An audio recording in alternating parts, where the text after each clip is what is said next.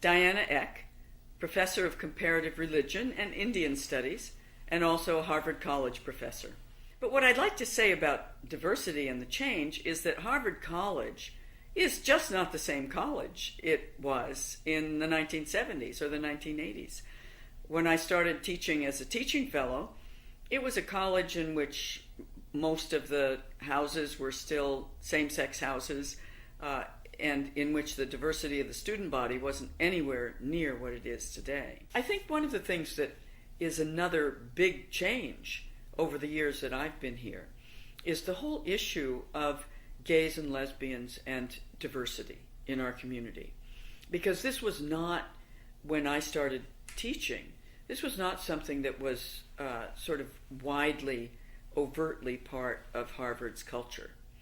And gradually there are lots more people on faculty and staff who are gays and lesbians, and that's a good thing, and it is something that's more visible all the time. When Dorothy and I were made housemasters, that was 15 years ago, in 1998, this was a very new thing to have housemasters, a same-sex couple. And I would say that if you were to ask what impression does this make on students, to some extent this is the sea that students swim in. They're very easy with this. But it makes a big difference to their parents and their extended families who come here to our residence on Junior Parents Weekend and on commencement, and we greet them and with open arms and see them with their offspring at some celebratory time, and they're in our house and in our backyard, and a real sense of sort of the normalization of this in the Harvard context. And for many people who come here from other parts of the United States or other parts of the world, this is eye-opening.